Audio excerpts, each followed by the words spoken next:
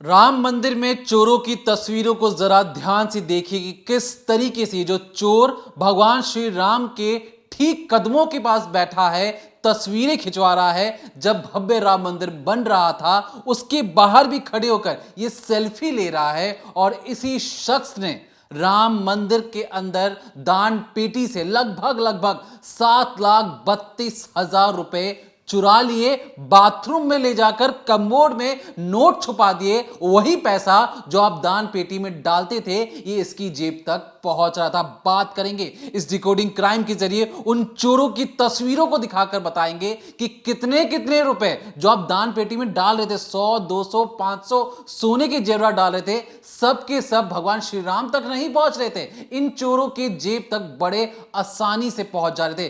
तस्वीरें 100 रुपए के कितने नोट थे, 500 रुपए के कितने नोट थे, 1000 रुपए के कितने नोट थे, हर एक चीज का पूरा ब्यौरा है हमारे पास।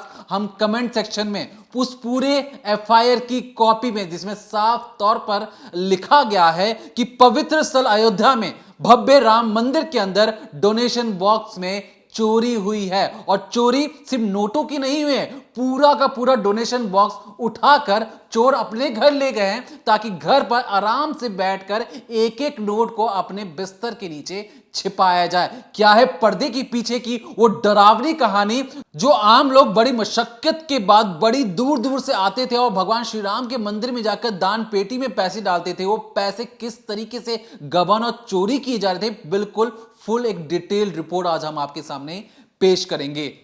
तो अयोध्या राम मंदिर में जिन लोगों ने करोड़ों की चोरी की, आज आप क्राइम तक पर उनकी शक्ल देखेंगे और जानेंगे कि उनके घर से क्या क्या बरामद हुआ और कितने रुपए कैश मिले हैं। इन सभी ने भरसक कोशिश की थी कि किसी भी तरीके से ये उन कैश को, पैसों को, जेवरात जो भी इन्होंने चुराया ये उन्हें छुपा सके। यहाँ तक कि जब पुलिस सर्च ऑपरेशन करने जाती है, इन लोगों के घर पर रेड मारती है, तो गोबर के उपलों के नीचे पैसे मिलते हैं। कई लोगों ने अलमारी में गुप्त ऐसी जगह बनवा रखी थी जहां पर पैसे मिले। तो इस तरीके से इन सब ने दान पेटी से निकाले गए या चुराए गए जो पैसे थे वो अपने घर पर जमा करने की कोशिश की। सबसे पहले ज़्यादा देर ना करते हुए जो आप डॉक्यूमेंट देख रहे हैं इसमें हर एक का नाम है। अब आप तस्वीरें देखना शुरू करिए। सबसे पहला नाम आता है अविनाश शुक्ला का। कि इनका नाम सबसे पहले क्यों आता है, क्योंकि इनके घर में बकायदा संदूक ही बरामद हो गया है। एक ऐसा संदूक जिस पे लिखा है राम राज्य कोष, यानी कि जो पैसे चढ़ाए जाते, जो दान पेटी में रखे जाते थे, वो सारा इसी में आता था।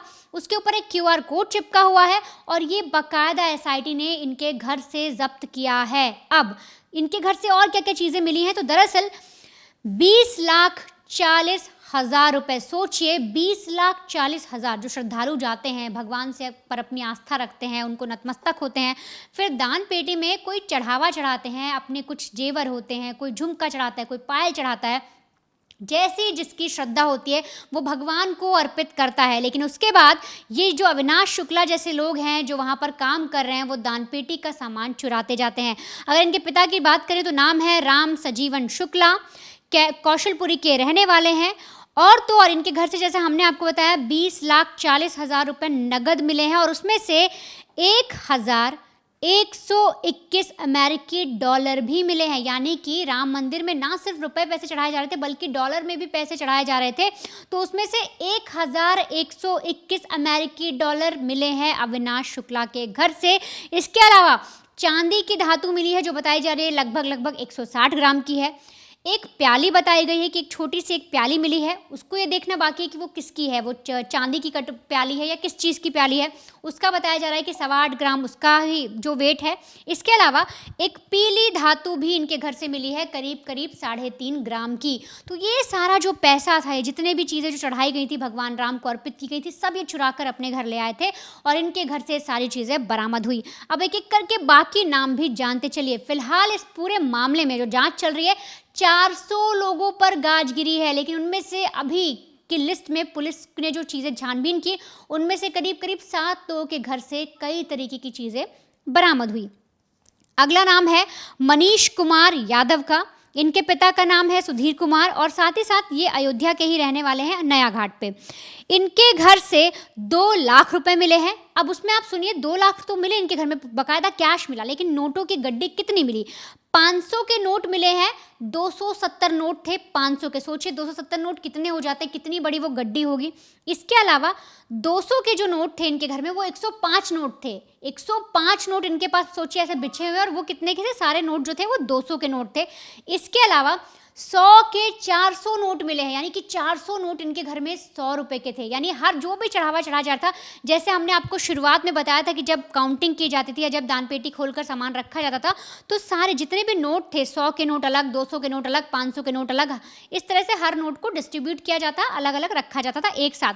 तो ऐसे ही सोचिए वहाँ से उठाकर ले आए। जैसे मान लीजिए किसी ने 400 नोटों की 100 रुपए के जो नोट होते हैं उनकी 400 नोट इकट्ठे एक साथ रख दिए। अब उसी में से अपने आप बंडल जो है इन्होंने छुपाया और अपने घर लेकर ये आ गए। तो इस तरह से इनके घर में सामान मिला है।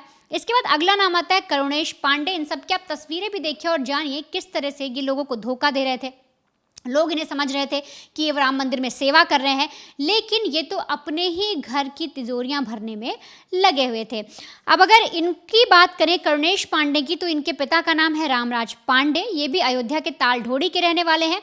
इनके घर से जो कैश मिला है वो मिला है 18,07,000। और आप यकीन करिए कि जो भगवान राम को कुछ लोग सिक्के अर्पित करते हैं, किसी ने 10 रुपए के सिक्के चढ़ा दिए, किसी ने मान लीजिए 1 रुपए का सिक्का चढ़ा दिया, वो तक इनके घर में मिला है। आप यूँ समझिए कि इनको इतनी ज़्यादा चोरी करने की तलब हुई है, इतना ज़्यादा इन्हें अपने घर का खजाना भरना था कि इन्होंने सिक्के तक नहीं छोड़े। जब SIT की टीम जो लोग पहुँचे वहाँ पर, जब उन्होंने काउंटिंग करवानी शुरू की, तो सोचिए जैसे पहले नोट वगैरह मिले तो नोट तो मिले, लेकिन वो सिक्के भी काउंट किए गए, और जब उन सिक्कों को काउंट किया गया तो पूरी कीमत बैठी 18,07,063 रुपए। तो ये सारे इनके घर से बरामद हुए। और उसके बाद आपको एक जीजा और साले की जोड़ी के बारे में भी जानना जरूरी है। नाम है अनुकल्प मिश्रा और दूसरे का नाम है लवकुश मिश्रा। ये जोड़ी है जीजा और साले की, और कहा जा रहा है कि अविनाश शुक्ला के बाद अगर किसी ने मिलकर सबसे ज़्यादा लूट की है, सबसे ज़्यादा चोरी की है, तो वो इन दो यानी जीजा साले की जोड़ी ने की है। और करीब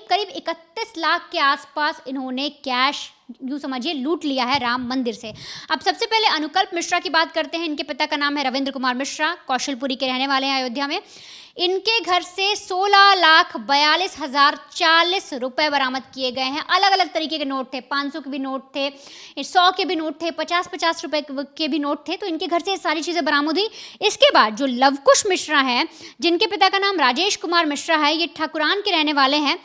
इनके घर से 14,25,000 रुपये बरामद किए गए, जिसमें से गौर करिएगा 500 के 2,850 नोट मिले। अब सोचिए 500 की वो गड्डी या वो पैसे कितने ज़्यादा होंगे, एक पूरे ब्रीफकेस में भरकर रखा होगा, क्योंकि जो नोट थे वो 2,850 थे 500 के। तो इनके घर से मिले 14,25,000। अगर आप दोनों का काउंट करें, जो जीजा साले की जोड़ी है यानी अनुकल्प मिश्रा और लवकुश मिश्रा का, तो करीब 31 लाख यानी 31.5 लाख के आसपास ये पूरा जो कैश है वो बैठता है, और वो इनके घर से बरामद किया गया है। इसके बाद नाम आता है मास्टरमाइंड, जिसे कहा जा रहा है टिन्नू यादव। जिसे बार बार कहा जा रहा है दान पेटी से जो सामान निकल रहा है उसे आप देखिए, तो कहा जा रहा है कि वहाँ की जो चाबी थी वो भी टिन्नू यादव अपने पास रखता था। और ये तक सामने आया कि इस पूरे खेल का, इस पूरी चोरी का मास्टरमाइंड उसे बताया गया। और ये कहा गया कि उसने अपने घर में करोड़ों की कोठी बना ली, हॉस्टल्स बना लिए और PG खड़ा कर दिया है। तो इस तरह से तमाम तरीके की बातें भी इसके लेकर सामने आई थी, जिसको इसने डिनाई किया था। लेकिन अब इसके घर से 1 लाख रुपए बरामद हुए। सोचिए, इस शख्स को लोग मास्टरमाइंड बता रहे हैं, टिन्नू यादव को कह रहे हैं कि कहीं ना कहीं सारी चीज़ इसकी सोची समझी है। अब इसके पास 1 लाख ही क्यों मिले? क्योंकि ये इतना शातिर है कि इसने पहले ही सारे जो पैसे मिले थे, जो कैश मिला था, वो खपा दिया है।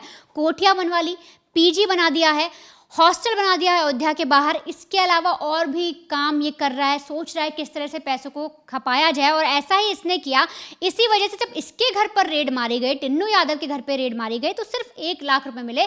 जबकि पेशे से इसे बताया जा रहा है कि ये ऑटो ड्राइवर था, और वहाँ पर ये राम मंदिर में जाकर जब नौकरी करने लगा, उसके बाद इसने अपने घर का खजाना भरना शुरू कर दिया। और खजाना भरते भरते इसने दिमाग लगाया और उन पैसों को इधर उधर जाकर खपा दिया, ताकि जब आगे कभी भी मामला खुले, जैसे अभी खुला है, तो इसके घर से कुछ खास बरामद ना हो। फिलहाल इसके घर से 1 लाख रुपए मिले हैं, जिसमें से अगर मैं आपको बताऊं तो 500 के 180 नोट मिले हैं, 100 के 100 नोट मिले हैं, और साथ ही साथ इसके हॉस्पिटल में भी, गंगा हॉस्पिटल करके एक जगह है, वहाँ पर इसने एक हॉस्पिटल बनाया है, उस हॉस्पिटल से भी कैश बरामद किया गया है। तो ये साफ तौर पे दिख रहा है कि ये लोग क्या कर रहे थे कि राम मंदिर से की दान पेटी से जो इन्होंने चोरी की, एक तो सबकी मिली भगत थी, छुपा कर रखते थे पैसा, और जो ज़्यादा दिमाग लगाता था, जो ज़्यादा शातिर था, वो ये सोचता था कि पैसों को घर में ना रखा जाए बल्कि इधर उधर किसी ऐसी जगह शिफ्ट कर दे जहाँ अगर रेड भी पड़े तो इतनी ज़्यादा बात ना फैले। अब हुआ क्या कि टिन्नू यादव के घर पर तो 1 लाख ही मिले, लेकिन जब उसके हॉस्पिटल पहुँचे, जब पीजी पहुँचे, तब अलग अलग तरीके से पैसे मिले और बाकी चीज़ें भी पुलिस को मिली। इसके अलावा एक और शख्स है जिसका नाम है रमा शंकर मिश्रा। पिता का नाम बताया जा रहा है छद्दूलाल मिश्रा है। ये मीरपुर के रहने वाले हैं, अयोध्या में ही। इनके घर से 7,32,170 रुपए नगद मिले हैं। इसके अलावा एक सफ़ेद रंग की धातु मिली है, बताया जा रहा है कि वो सिक्के हैं। इसके अलावा पैर का बिछुआ मिला है जिसका वजन बताया जा रहा है कि लगभग 24.5 ग्राम।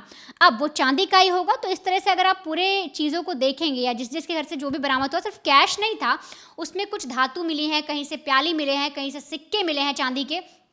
तो आप सोचिए कि इन लोगों ने कुछ भी नहीं छोड़ा, मतलब सिर्फ ये पैसों पर ही नहीं रहे, कोई भी छोटी मोटी चीज़, जैसे मान लीजिए कोई श्रद्धालु अगर गया है वहाँ पर या कोई महिला गई है, उसने भगवान राम की दानपेटी के अंदर कुछ सामान अर्पित किया, उसमें एक आप अंगूठी समझ लीजिए, एक झुमके का जोड़ा समझ लीजिए, अगर उन्होंने चढ़ाया तो उसके बाद ये उसे भी नहीं छोड़ रहे थे, उनको भी चोरी कर रहे थे। और इसी तरीके से इन्होंने अपने घर का खजाना भरा। और आज जो आप तस्वीरें आपने एक एक करके देखी, जो सारी चीज़ें देखी और किस तरह से इनके घर में क्या क्या मिला, वो सारी डिटेल आज आपके पास है और आप समझ सकते हैं कि किस तरह से सबकी आंखों में ये लगातार धूल झोंक रहे थे। तो आपने इन चोरों की तस्वीरें देखी, आपने ये पता किया कि किस तरीके से कितने कितने नोटों का एक गबन कर चुके हैं। ये वही नोट हैं जो आप और हम जैसे लोग जाकर दान पेटी में जो पैसे डालते हैं, उस पैसे को समाज कल्याण में लगाने के सिवा ये अपनी जेब को भर रहे थे। अब यहाँ पर एक सवाल तो बनता है इन जैसे लोगों के लिए कि देखिए, पाप आप जब करते हैं तो आपके मन में एक डर होता है कि मैं पाप करने जा रहा हूं, और भगवान के घर में बैठकर, भगवान के कदमों में बैठकर ये चोरी कर रहे थे। इनके अंदर की इंसानियत कहां चली गई थी? वो इंसान कहां था जिसे शर्म आनी चाहिए, जिसे डर लगना चाहिए कि मैं बहुत बड़ा पाप कर रहा हूं, भगवान के घर पर चोरी कर रहा हूं। और जब ये पकड़े गए हैं तो रहम की भीख मांग रहे हैं, और इन पर रहम की भीख क्योंकि इन्हें डर है, क्योंकि जो इन्होंने चुराया है अब एक एक कर भेद खुलना शुरू हो रहा है। ये करते क्या थे? दरअसल उस कमरे में, जिस कमरे में पैसों की काउंटिंग होती थी, वहां पर एक तरीके से सीसीटीवी लगाए हुए जरूर थे कोने कोने पर, लेकिन सीसीटीवी लगे कैसे होने चाहिए? जहां पर नोटों की काउंटिंग हो रही है ठीक उसी के ऊपर कैमरे लगे होने चाहिए थे, ताकि पता लग सके कि जब दान पेटी को उड़ेड़ा गया तो उसमें से कितने नोट बाहर आए। अब ये क्या करते थे कि अगर जो कैमरा पीछे लगा है, अब उसके सामने खड़े हो जाते थे पीट करके, और वहीं पर ये नोटों को बड़े आराम से अपने जेब में या किसी भी तरीके से छुपा लेते थे। फिर टॉयलेट करने के बाहर नहीं जाते, वहां पे पहले से पॉलिथीन होता, उस नोट को उसमें भरते और जो कमोड है या जो टॉयलेट को जो फ्लश करते हैं उसके ढक्कन के अंदर उसे छुपा दिया जाता। तो इस तरीके से ये बड़े आराम से गबन कर लिया करते, किसी को कानो कान खबर भी नहीं लगती। और ये सिलसिला जो था, तकरीबन 50 लोगों की टीम इस पूरे नोटों का पूरा ब्यौरा तैयार करती थी, जिसमें से 24 लोगों का काम होता था नोटों को गिनना। 12 लोग उन घेरा बना के खड़े रहते थे और देखते थे कि कोई हेरा फेरी तो नहीं कर रहा। अब सोचिए, 60 गार्ड इस तरीके से हुई कि 24 लोग जो वहां पे बैठे थे, जो 12 लोग आसपास घेरा बना के बैठे थे, उन सबकी निगरानी बड़े आराम से इतने बड़े कांड को अंजाम दिया जा रहा था। हर कोई नीचे से जो पैसे की काउंटिंग कर रहा था मिल चुका था, उन्हें लग रहा था कि फ्री फंड का पैसा है, इसका ना कोई ब्यूरो मांगेगा ना कोई ब्यूरो रखता है, हम ही हम है तो क्या हम हैं, क्योंकि जो हम काउंट करके लोगों को आगे बताएंगे वही सच होगा, जो हम लिख देंगे रजिस्टर में वही सच होगा, बाकी सारी चीजें झूठ होंगी। और वो इसलिए अगर आप 100 रुपए के 10 नोट वहां पड़े हैं, जिसमें से वो 3 नोट अपने जेब में रखते थे, 7 नोट की एंट्री दिखा देते थे। अब सोचिए, इतने इतने पैसों का ये गबन कर चुके हैं, और ये वो पैसे हैं जो इनके अयाशी, इनकी प्रॉपर्टीज और तमाम चीजों को एक तरीके से ये इस्तेमाल कर चुके हैं। और जो बचे कुछ पैसे हैं, जो 20-20 लाख, 14 लाख या 16 लाख आप सुन रहे हैं ना, आपको रकम कम लग रही होगी, ये वो रकम है जो सारी अयाशी करने के बाद जो पैसे बच गए हैं, वो पैसे दिखाई दे रहे हैं। जिसमें से टिन्नू यादव के आपने देखा होगा, उसके सिर्फ 1 लाख रुपए उसके फॉर्च्यूनर था। कहा तो यह जाता कि उसने कैश में फॉर्च्यूनर खरीदा है। आसपास के इलाकों में कई सारे हॉस्टल, पीजी, हॉस्पिटल तक बना चुका है। तो सारे पैसे लेकर उसका एक तरीके से इन्वेस्टमेंट कर चुका है और इन्वेस्टमेंट करने के बाद 1 लाख रुपए उसका एक तरीके से इमरजेंसी फंड पड़ा हुआ था। बाकी सैलरी तो उसकी आ ही रही थी। सैलरी के अलावा दिन में जितने भी चढ़ावे चढ़ते थे, रोजमर्रा के खर्चे वहां से निकल जाया करते थे। और यहां तक कि इन जैसे लोगों ने भविष्य के लिए अपने बच्चों की शादी के लिए भी पैसे जमा कर लिए थे। जेवरात चुराना, पैसे चुराना, 10-10 रुपए के नोट चुराना, 100 रुपए के नोट चुराना, ये इस तरीके से किया जाता था। उनको शर्म आनी चाहिए थी। लोग कितनी दूर से, कितने कदम पैदल चलकर भगवान श्री राम से मिलने जाते हैं, उनकी दर्शन करने जाते हैं और अपनी स्वेच्छा से बहुत जो मेहनत की, जो पसीने की कमाई होती है, उसको दान पेटी में डालते हैं। उस दान पेटी को उठाकर ये अपने घर लेकर चले जाते हैं। सोचिए, जिस शख्स ने या जिस किसी भी भक्त ने भी वहां पर पैसे डाले होंगे इस उम्मीद में कि यहां पर समाज कल्याण में इस पैसे का इस्तेमाल होगा, मैं भगवान श्री राम के कदमों में पैसे डाल रही हूं या डाल रहा हूं, तो इससे उस इलाके में उत्थान का काम होगा जिसका वर्षों से इंतजार किया। उस घर के अंदर ही उसी के लोग वहां पर बैठकर अगर चोरी करेंगे तो सोचिए कितने लोगों के मन में ठेस पहुंचा होगा। क्योंकि एक कहानी ये भी थी कि गाजियाबाद के एक शख्स ने अपनी मां के गहनों को बेचकर श्री राम मंदिर में वहां पर एक तरीके से उनकी मुकुट के लिए सामान दिया था, या कई सारे मुकुट दिए थे। वो मुकुट पहली बार तो वहां लग जाते हैं, लेकिन उसकी अगली बार से ये मुकुट मिलते ही नहीं है और पता लगता है कि ट्रस्ट के एक शख्स के अलमारी में उस मुकुट को रखा गया था। अब सोचिए, उस शख्स ने जब इस खबर को सुना होगा, उस न्यूज़ को सुना होगा, उस पर क्या बीती होगी, वो क्या सोच रहा होगा कि मैंने कितनी मेहनत के बाद अपनी माँ के गहनों को बेचकर ये मुकुट बनाया और उस मुकुट का किस हाल में उसे रखा जा रहा है, अलमारी में रखा जा रहा है। उसे भगवान श्री राम की शोभा को बढ़ाना था, बजाय उसके वो चोरों के हाथ में उनके अलमारी तक पहुंच गया। अगर समय रहते, अगर वो अलमारी से नहीं निकाला जाता तो वो उनके घर तक भी पहुंच जाता और उसको बेचकर माला माल या कहें करोड़पति भी बन जाते। और ये सिर्फ मंदिर खुले हुए कुछ ही साल हुए हैं और कुछ ही सालों के अंदर इस तरीके से इन्होंने पूरा बिजनेस मॉडल तैयार कर लिया कि आने वाले वक्त में हर एक शख्स, जो 24 से 12 लोग जो वहां पर आसपास खड़े थे, सबके सब आपको अरबपति नजर आते। और सिर्फ अपनी मेहनत की कमाई से नहीं, एसी कमरों में पैसों को काउंटिंग करते करते ये माला माल हो गए थे। अब इन पर तुरंत कार्रवाई होगी। जो इनके आका हैं, जो कई लोग कहा जा रहा है कि ट्रस्ट से जुड़े हुए लोग हैं, उनसे भी इस्तीफा लिया जा रहा है। लेकिन इस्तीफा से कैसे काम चलेगा? उन लोगों को सोचिए जिन लोगों ने भरोसे के साथ आपको नोट दिया, आपको पैसे दिए, आप उन्हीं को चुरा ले रहे हैं। क्या अगली बार वो भक्त वहां पर आएगा? अब तक जो न्यूज आई है हमारे पास कि चढ़ावा डबल हो गया है। इस खबर के आने के बावजूद भी, क्योंकि लोगों को भगवान पर भरोसा है, लोगों को मंदिर पर आस्था है और ये टूटनी बिल्कुल भी नहीं चाहिए। और इन जैसे लोगों पर कठोर से कठोर कार्रवाई करने की बेहद जरूरत है, क्योंकि इन जैसे लोग अगर आगे कोई भी ऐसा सोचे भी कि मैं दान पट्टी से 10 रुपए चुरा लेता हूं या 1 रुपए का सिक्का चुरा लेता हूं, तो उनके मन के अंदर डर बैठना बेहद जरूरी है। और इसलिए लगा कि हमें तस्वीरों को दिखाकर इनके कितने कितने नोट इन्होंने चुराए हैं, जो नोट आप चढ़ाते हैं, ये नोट किस तरीके से इनके पास पहुंचे, ये हर एक चीज आपको बताना बेहद जरूरी लगा। इसलिए हमने कोशिश की कि इस डिकोडिंग क्राइम के जरिए राम मंदिर में जो एफआईआर की कॉपी थी उसे मैंने कमेंट सेक्शन में पिन जरूर कर दिया। आप भी जाके उसे पढ़ सकते हैं, समझ सकते हैं कि किस तरीके से इन चोरों ने एक पूरी इस हरकत को अंजाम दिया और बड़े आराम से अपनी जिंदगी जी रहे थे। लोग कितनी मेहनत से वहां पर आते हैं, लोगों की इनको पसीने की या थकावट से मतलब नहीं है, सिर्फ और सिर्फ अपने मस्ती में ही झूमते रहते हैं। और हमें लगा कि इस खबर तक आप तक पहुंचाना बेहद जरूरी है। तो तब तक देखते रहिए decoding crime, Monday to Friday शाम 7:30 बजे ओनली ऑन क्राइम तक।